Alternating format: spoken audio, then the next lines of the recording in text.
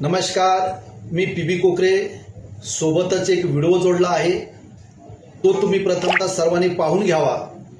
तो इतर कोणत्या ठिकाणचा नसून विले पार्ले पश्चिम या ठिकाणी डॉक्टर आर.एन. कुपर रुग्णालय आहे आणि त्या रुग्णालयामध्ये कशा प्रकारे घाणीचं साम्राज्य त्या ठिकाणी पडलेलं आहे। जे आजारी व्यक्ती आहेत त्यांच्यासोबत काही त्यांचे नातेवाईक त्या ठिकाणीही जात असतात आणि त्यांच्याकरिता शौचालयाची सुविधा उपलब्ध करून देण्यात आलेली आहे। त्या शौचालयाची दुरावस्था तुम्ही पाहू शकता आणि एकांतरित हा सर्व प्रकार पाहिल्याच्या नंतर ज्या आजारी व्यक्ती ऑलरेडी आहेतच त्यांच्या सोबत जाणारे त्यांचे नातेवाईक या सर्व घाणीच्या साम्राज्यामुळे या दुर्गंधीमुळे आजारी पडू शकतात, रोगराई पसरू शकते।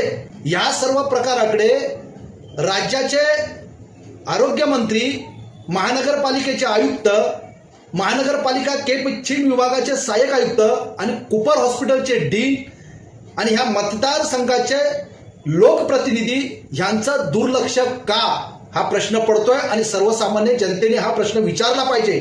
जोपर्यंत तुम्हाला मंत्रीपद मिळत नाही तोपर्यंत तुमचे रुसवे फुगवे एकमेकाच्या उरावर बसणं ह्या सगळा तांडव चालू होतो आणि मंत्रीपद मिळाल्याच्या नंतर त्या पदाला शोभेल असं तुम्ही काम का करत नाही, त्या पदाला न्याय देण्याचं काम का करत नाही, हाही जनतेने प्रश्न विचारला पाहिजे।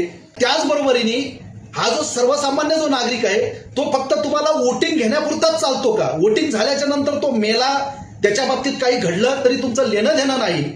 आणि तुम्ही आता स्वच्छ भारत अभियान हे तुम्ही राबवता, तर माझा असा प्रश्न आहे की स्वच्छ भारत अभियानमध्ये विले पार्ले पश्चिम आणि हा कुपर रुग्णालयाचा परिसर तुमच्या स्वच्छ भारत अभियानमध्ये येतो का? आणि येतो तर तिथे स्वच्छता का नाही? त्याचबरोबरीने आणि तुमचा दुसरा मुद्दा आहे पारदर्शक आमचा कारभार चाललाय। काय पारदर्शक कारभार चाललाय? असला जर तुमचा पारदर्शक कारभार असेल तर जनता थोड्या दिवसांनी तुमच्या तोंडात शेण घालायचं काम करेल। या सर्व प्रकरणाची दखल घेऊन आपली जबाबदारी समजून राज्याचे आरोग्य मंत्री, त्याचबरोबरीने महानगरपालिकेचे आयुक्त, महानगरपालिका के पश्चिम विभागाचे सहाय्यक आयुक्त, कुपर हॉस्पिटलचे डीन आणि ह्या मतदारसंघाचे लोकप्रतिनिधी, कुपर हॉस्पिटलमध्ये कचऱ्याचं जे साम्राज्य पडलेलं आहे, जे दुर्गंधी पसरलेली आहे, सर्वसामान्य नागरिकांना रोगराई पसरवू शकते, त्यांची काळजी घेऊन हे स्वच्छता करण्याचे आदेश देण्यात यावेत व ज्या शौचालयाच्या सुविधा उपलब्ध करून दिलेल्या आहेत त्या शौचालयाची दुरावस्था झालेली आहे ती दुरुस्त करण्याचे ताबडतोब आदेश देण्याचं काम करावं।